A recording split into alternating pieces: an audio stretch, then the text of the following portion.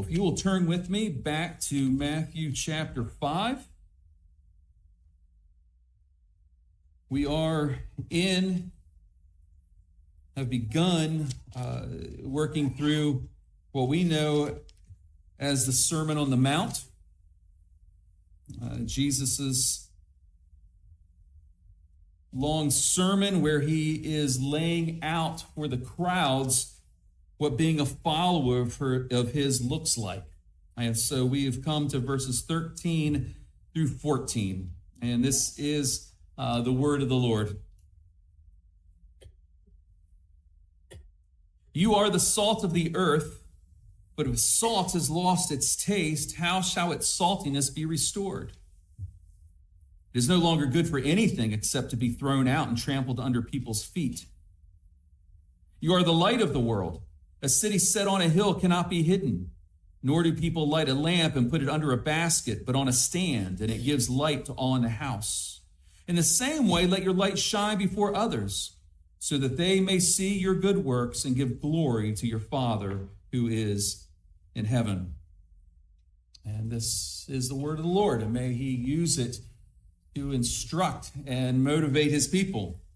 Now, here we have Jesus beginning his sermon really with this, using these metaphors of salt and light. And before we can do anything with them, is we need to try to understand what he meant by these word pictures.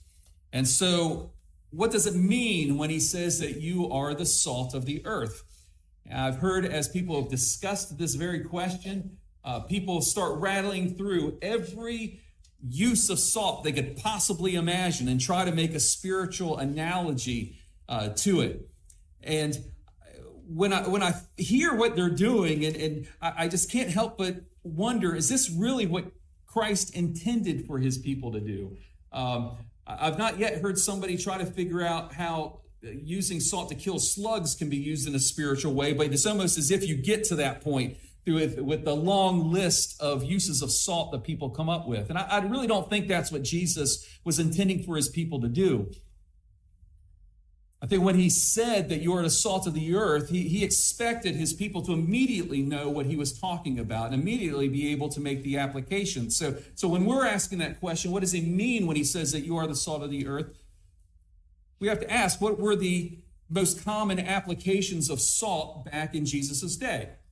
Now, the first one we might come to is using it as a flavor enhancer, as a seasoning, if you will. And of course, when you hear him say, if salt has lost its taste, how can its saltiness be restored? We may think that that's exactly how he's using it.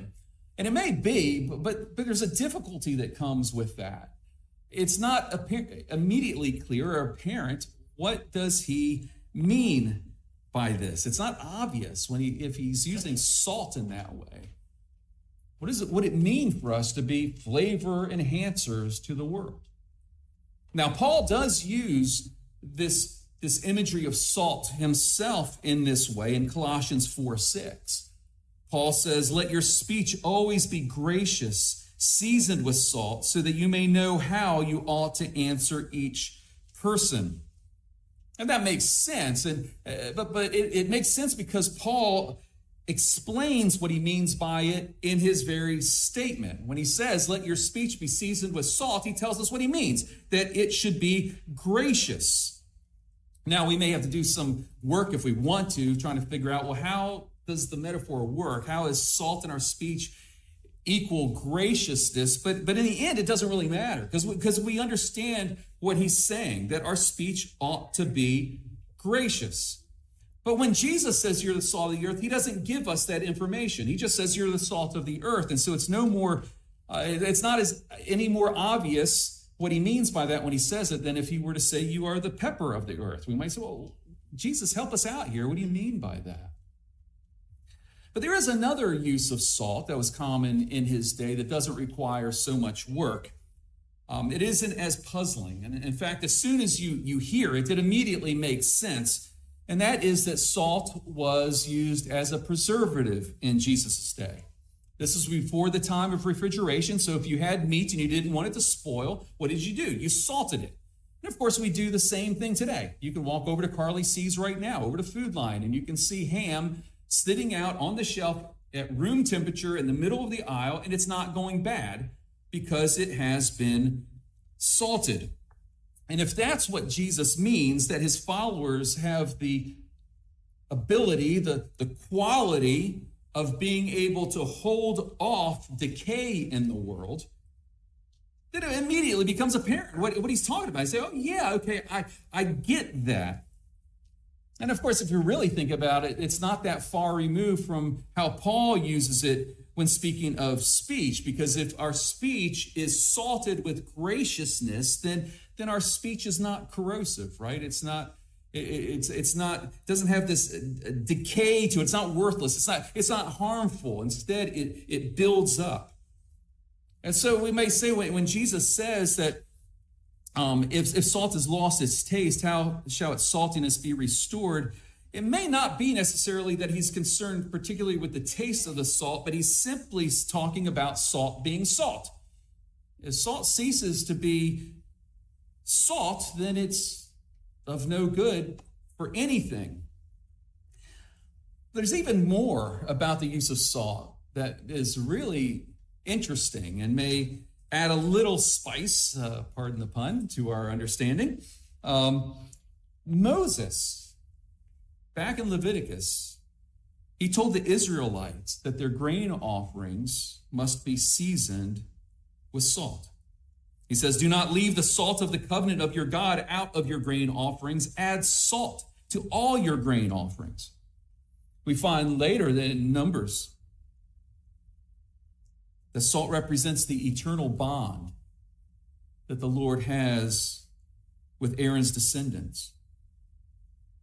We discover that salt represents the covenant that God made with David and his descendants. We hear this referred to as the covenant of salt. Now, just like with Jesus, no explanation is given as to what that means. Why is this a covenant of salt? But again, thinking about the use of salt as a preservative, the meaning becomes readily apparent that this covenant is a preserving covenant. It is a covenant that will not be corrupted. It is a covenant that will stand. And the covenant or the salt that was then placed in the offerings, it had that same sort of idea to it. The offerings themselves were kept from decay. They were, if you will, holy.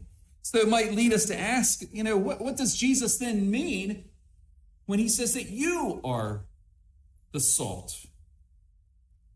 It might make us wonder, is he not simply saying that we have this quality or ability to ward off decay in society, but that we are indeed children of an unfading, uncorruptible covenant with him?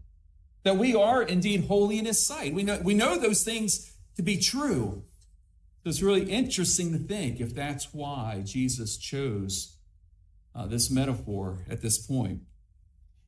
But Jesus then makes the point that if salt no longer does what salt does, then it's no good.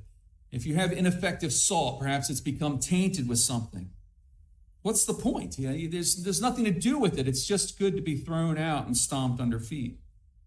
But then we've got this illustration that Jesus uses of light. And we have to realize that when we're reading this, the things weren't the same then as they are now. Today, we have this perpetual glow even in the middle of the night that fills the sky. The lights off of our towns and cities provide us with enough light as we're walking down the street to be able to see our hands in front of our face. And of course, we've got street lights, and if we're in our car, we've got our headlights, and if in a pinch, we've got our flashlights. But back then, when the sun went down, it became dark. It became really dark. If you were walking through the woods, you wouldn't be able to see your hands in front of your face. If you're walking through the wilderness, you wouldn't know if there was someone or something waiting to pounce upon you. And so just imagine you're walking along in this pitch blackness, and then there up on a hill is a city. You think you'd be able to see it? You think that its glow would be noticeable?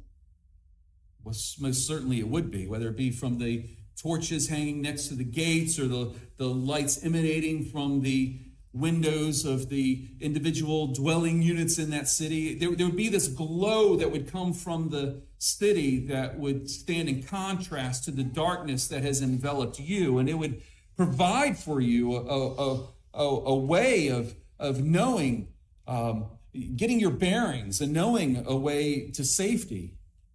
That light would serve to guide you. And that city, it couldn't help but do that. It's not like that city, as Jesus points out, it can't be hidden. I mean, it is, after all, a city up on a hill. Can't cover it with a tarp. Can't move it down into the valley. It's fixed and it stands out. And of course, then when you think about in our homes even, back then they didn't have the persistent glow of electronics or the street lights, again, filling our homes with light through the windows in our house. If you were in your house back then without any light, you wouldn't be able to make it room to room because you'd be stumbling over everything in the pitch blackness of your home. So you light a light in order to be seen and able to the people within your home to be able to make their way around. It provides guidance for them. And there's no use lighting a light if you're only going to put it under a basket. What's the good of that? So those are the word pictures that we are given and what they were intended to represent. But the most important thing that we need to draw from this is that they were intended to represent you. If you are a follower of Jesus, you are the salt and you are the light. And notice that just like with the Beatitudes, this is not simply a matter of you trying to be the salt or trying to be the light. No, you simply are. You are salt, you are light by virtue of your position in Christ as his disciple. And so let's just think on this for a moment.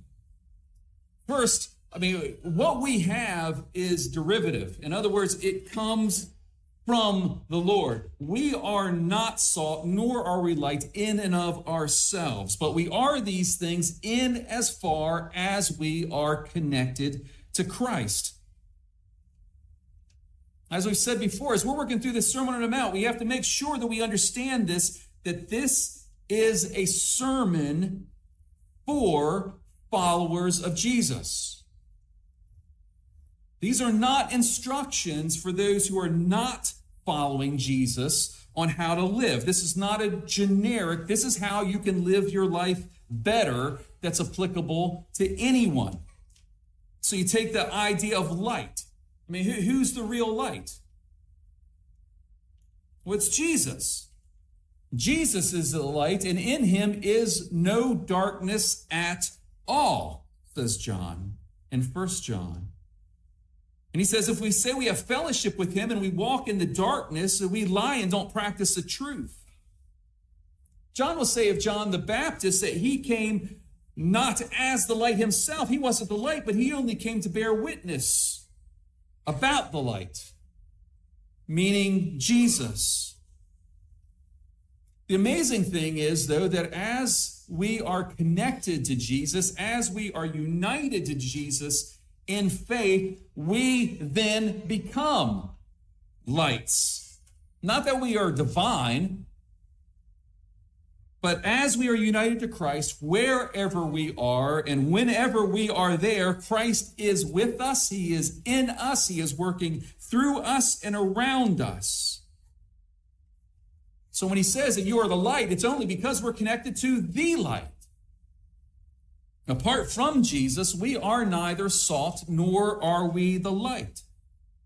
But we, like everyone else, are subject to decay, and we are blind in the darkness in need of guidance.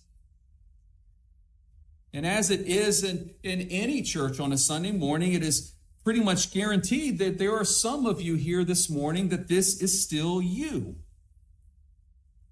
So you need to understand what this sermon is saying to you. If you have not come to faith in Christ, this is not a call for you to go out and do some humanitarian or educational work in order to please Jesus. That's not what he is saying.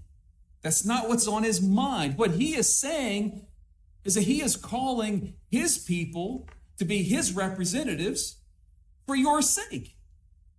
He is calling us to be salt and light for your sake, so that you might see, so that you might understand, so that you might come to Christ. And so the rest of us here, we really need to take this call seriously and understand our role in God's working out of his plan in people's lives. As followers of Jesus, we are these things. And the implication is that where before our nature was that of corruption and darkness, our nature now is that of preservation, that of light. And that should come naturally from us. It's not something that we have to stop and think about.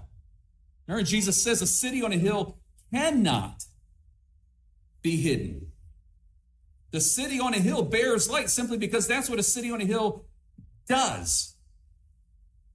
The salt preserves because that is what salt does. And so it is with you. Your life in Christ ought to put him on display without you having to really sit down and think about a plan on how to do it. And history shows us that the way the world has been changed is just by simply normal Christians going about their daily lives in the places where God has put them. And God has used them to change the world. It's not by the work of politicians. It's not by the work of armies. But it is by the work of, to coin the common use of Jesus' phrase, it is by the salt of the earth people. They're the ones who have changed the world. And we do that because we stand out. What we have is a picture of people who are radically different than everybody else. There are two groups of people in the world: followers of Jesus and the unredeemed, the found and the lost, those who walk in the light and those who are in darkness, those who have been washed clean and are clothed in the robes of the righteousness of Christ, and those who remain unclean and are clothed in grave clothes. The followers of Jesus are as different from the world as light is from the dark and salt is from decay. And that's the way it's always been intended to be. That's the life that we have always been called to. You recall back when Moses said to the people of Israel in Leviticus 18, "I am the Lord your God. You shall not do as they do in the land of Egypt, where you lived. You shall not do as they do in the land of Canaan, to which I am bringing you. You shall not walk in their statutes." In other words, you're different. And therefore, you shouldn't conform to their ways. But then here's the tricky part about all of this. Although we are different, that doesn't mean that we are to retreat. We are not to retreat from them. We are, as followers of Jesus, we are to have an effect on the world around us, and we cannot have an effect on the world around us if we are not in the world. Salt only preserves the meat when it is rubbed into the meat. Light only lights a house when it is not put under a basket, but it is given free rein to shine into the darkness. The city is not able to be hidden because it's there for everyone to see. And this is one of the dangers that we have to really wrestle through, because as the world around us seems to be getting darker and darker and getting more decayed, many Christians are beginning to retreat. And I read a story just this past week about a gentleman who has been buying up hundreds of square miles of acreage in the middle of one of the Midwestern states and inviting people to come out and buy small plots of land there in order to set up a brand new society off the grid. Why? In order to protect themselves from the encroaching world around them. This is not the vision given us by Christ, because that would, as Jesus says here, that would make us of no use. And when Jesus says that, you need to understand that Jesus, despite how we may feel, is saying that he expects that we can make a difference. We may not feel like we can, especially given the way the world is going right now. But Jesus is no pessimist. And we have to wonder, given Jesus is talking right here in his sermon, he understands who he's speaking to. He's speaking to a crowd of people living in a world dominated by the depravity of Rome that was infecting everything around them. And it makes you wonder, as Jesus is talking to them, he may be saying to them, listen, I'm not saying that I expect you right now to be able to make worldwide impact. But what I am calling you to do is make an impact where you are right now. And then that will grow to heights that you can't even imagine.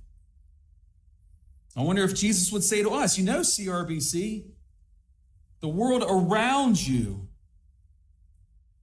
right now it's beyond your reach. Even the nation right now, which seems to be going off its rails. You're not going to make a big impact on the nation as a whole, at least not right now. But my call on you is to make a difference where you are. Start in your neighborhood, where you live. There's so many people these days pounding their chest saying that they are going to take over the world, and they have not even met their next door neighbor. How about us starting there? And it's amazing how those of us who are followers of Christ, we don't get this, but the people in our world, they get it. You'll hear social workers talking about, well, what's your mission? I'm on a mission to change the world. Well, how are you doing it? And they'll say, well, I'm starting with that one meth addict that's living on the street. If I could just get him clean, man, I feel like we're making progress. They start by trying to get people who are barely making ends meet to be able to have access to food and clothing and whatever they need. And all the while, Christians are wringing our hands and so upset because the darkness around us has become too dark. And we feel like we're outnumbered. We're upset that our country is going the way it's going. And again, you wonder about those who are blustering about how we need to take the country for Jesus. Well, what's going on in their neighborhood? What's going on in our neighborhood?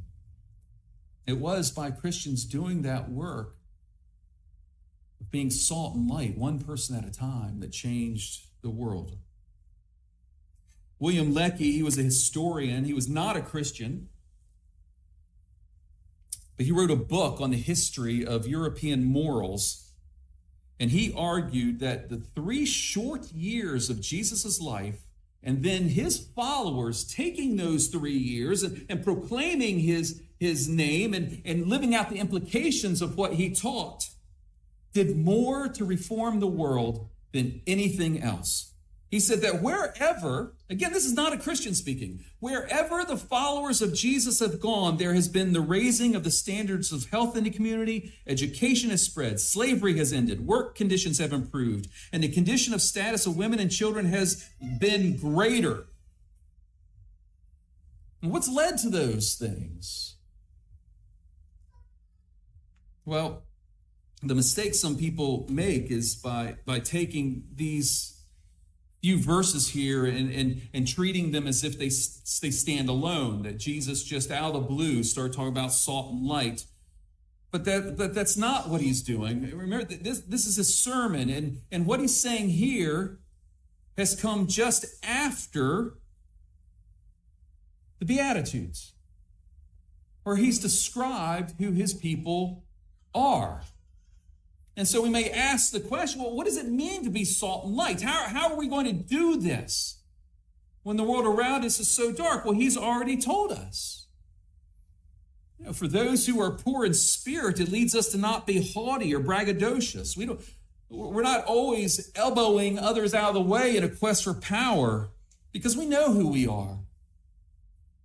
Our sorrow for our sins, it creates bumpers or guardrails for us that helps us to avoid sinful temptations, and it leads us to grieve over those who have given in. Our meekness causes us to honor those to whom honor is due. We're patient. We don't speak evil of others. We are gentle. We are kind. Our words are seasoned with graciousness, as Paul puts it. Because we've been counted righteous in God's sight, we are determined that our righteousness be reflected in our words and our actions and our attitudes to the best of our ability. And we seek the Lord's help in prayer and in regular church attendance, the reading of the word, encouraging and building up one another and our neighbors. They see that. Our merciful dispositions lead us to weep with those who weep. We give from our abundance to those who are in need. We forgive those who are indebted to us. We don't hold grudges. We are single-minded in our devotion to the Lord, which means that we're not hypocritical in our words or actions. We're sincere with the Lord, which translates us being sincere with other people. We're truthful. We keep our promises. And wherever we go, we take with us peace. We detest when there is a breaking of relationships between brothers and sisters. We hate when we see our neighbors embroiled in conflict. We're willing to help wherever we can. John will write, whoever says that he is in the light and hates his brother is still in darkness. Whoever loves his brother abides in light, and in him there is no cause for stumbling. But whoever hates his brother is in the darkness and walks in the darkness and does not know where he is going, because the darkness has blinded his eyes. And we hear that, and we look in the mirror and we take stock of who we are, and we seek to be peaceable with others. We seek to show mercy to others. And when persecutions come, what do? We hold fast to our convictions. We don't wield the sword in response, but we're joyful at being counted worthy to suffer for the name of Christ. And we hold loosely to the things of this world, looking forward to what is to come. That's what it means to be salt and light.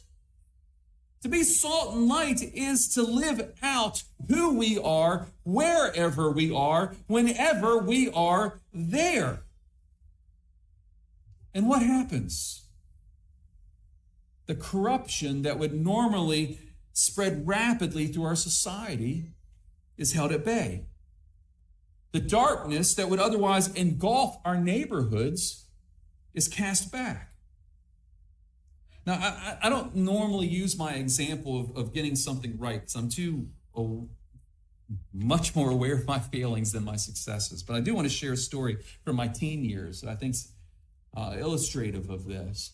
When I was in high school, I had two main groups of friends. I had my church friends and I had my school friends. And I spent more time with my school friends than I did with my church friends. And none of my school friends were Christians. But they were very moral, very restrained. They were, people on the outside would even say that they were relatively upright, and as far as people who are not Christians can be. At least that's how I understood them, until there was a day that we were all together, and we usually hung out as a group. But there was one of those days that one of my friends let a curse word fly. And he immediately turned to me and apologized. And this struck me as really odd in two ways. First, I had never heard any of my friends curse before. So that really did shock me. Wow, where did that come from? But then I noticed that he turned to me and apologized. It wasn't like he was apologizing to the group. He specifically turned to me and apologized for having cursed in my presence. And something happened to that day. Suddenly the curtain was drawn back. What I discovered was that all of my friends were different people around me than they were when I wasn't around. It wasn't that my friends didn't cuss. It's that they didn't cuss around me. It wasn't that they weren't getting in all kinds of trouble. I was later shocked at how much trouble they were getting into. It wasn't that they didn't get into all kinds of trouble. It's just that they didn't get into all kinds of trouble when I was around. I was absolutely oblivious to who my friends really were because they were not oblivious to who I was as a follower of Jesus. I had an effect simply by being there. My presence curbed their behaviors. Just by being there, I held back their rottenness and the darkness. And so it should be for every follower of Christ. Just by your very presence, gossip should stop. Just by you being in the room, gossip should stop.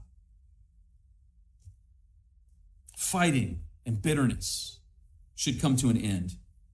Honesty and integrity should be the mark of the business in which you work.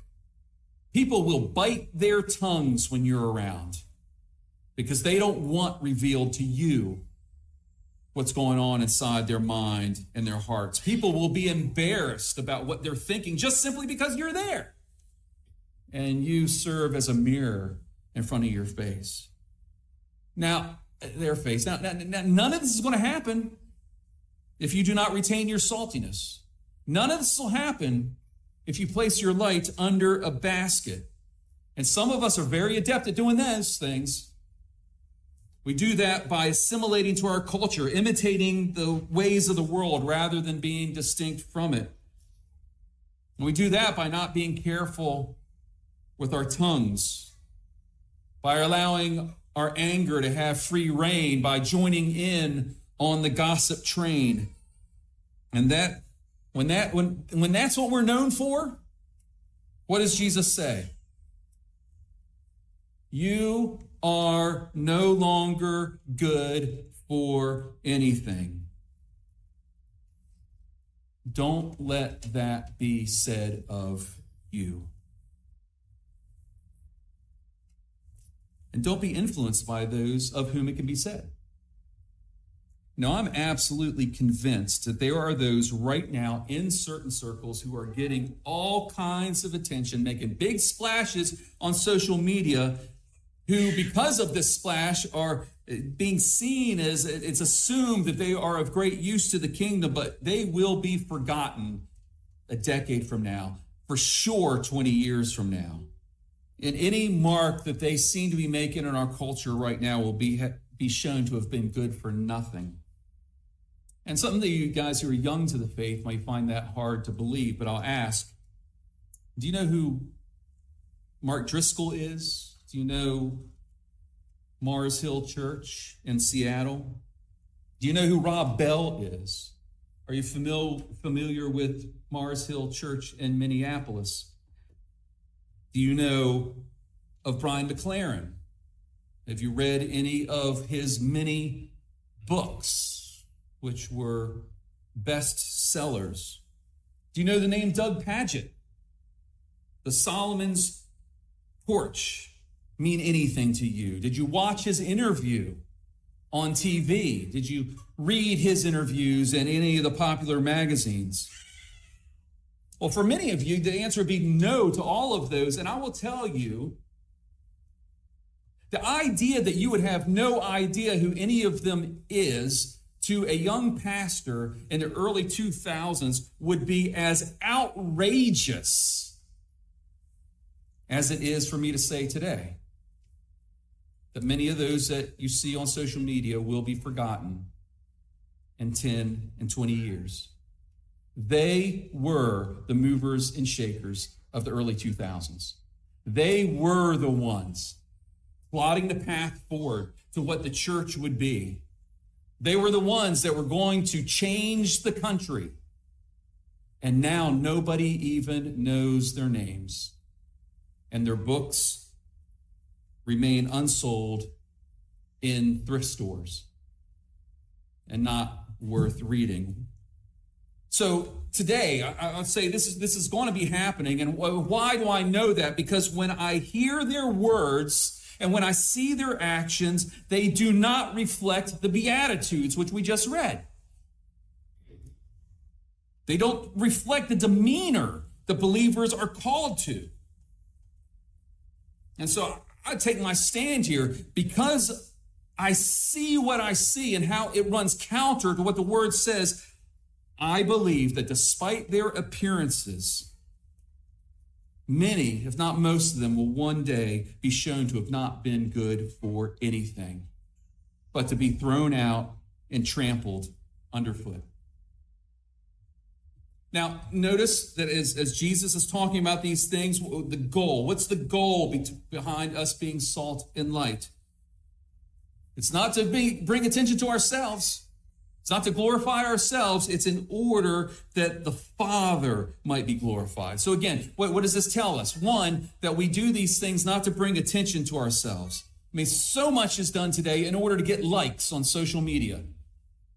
Jesus is not interested in us getting likes from other Christians. That is not what we are after. Our pursuit is the glory of God. And for people who do not know the Lord to see in us that glory on display. Secondly, if that's the goal, that we should conjoin whatever we are doing, whatever we're saying with the message of Christ whenever we are given opportunity. I mean, is whatever we're able to do, given to do, worth doing just to simply hold back the decay? I mean, is it worth doing just to get somebody off the streets, somebody choosing life, somebody restoring their marriage? Well, absolutely. Those are all worthwhile endeavors. They are worth doing, even if we don't have opportunity to share the gospel. But what we need to be praying for is, Lord, I want your glory in this. Therefore, give me opportunity. Give me the boldness. Give me the clarity to speak of Christ. Let my speech be seasoned with the salt of the gospel as I do these things in your name. So the question is, you're salt and light. You are. This is not a matter of you trying to be. You are, Jesus says, salt and light. So the question is, do the people around you know it? What is your effect on those around you? When's the last time you've really stopped to consider that question? I mean, really stop to consider it. What's the effect you're having? Are you being used by the Lord to push back darkness? Are you used by the Lord to hold back decay? Now, of course, this has been rattling through my brain all week as I've been thinking about myself. And when you think about it, and this is my charge to you, is to think about it, it changes you. It changes the way you interact. It changes the way you interact with people in the grocery store. I was just very conscientious as I went to the grocery store this week to pick up some items, just the way I was interacting with those around me, the way I interacted with the woman at the register. I mean, it's very easy for me. I want to get in and out and put the food on the conveyor belt, just ring it up and let me type in my food line number and hit the road. Salt and light, Doug. Salt and light. And so I paused and I asked the lady who was ringing me up. I said, "So, what good? What's good going on in your life right now? What do you have to say to me to encourage me?" Is basically kind of what I asked her, and she was taken back. So, what? I said, "Tell me something good." And this smile crept across her face, and she let out a laugh, and we had this wonderful little conversation there. Now, did it turn into a gospel conversation? No. I mean, I was there for those quick minutes she's doing this, but I'll see her again. I was wearing my CRBC t-shirt. So perhaps the Lord will give me opportunity. But we need to be thinking about what we're doing, what we're saying, how we are engaging, and ask that question, am I good for the kingdom? And if we're discouraged about the world around us, and we think, well, I mean, what is the point? What's the point of a short little conversation like that? Am I making any difference? Hear what sociologist Robert Bellah from Princeton argued. Again, not a Christian, but he's just talking about the influence that people can have on the world. He says, quote, the quality of a whole culture may be changed when 2% of the population have a new vision. And isn't it the story of the book of Acts? We start in the book of Acts with a small group of people gathered in a single room. But by Acts chapter 18, they are being accused by the Romans of turning the whole world upside down. May the Lord use us to accomplish the same.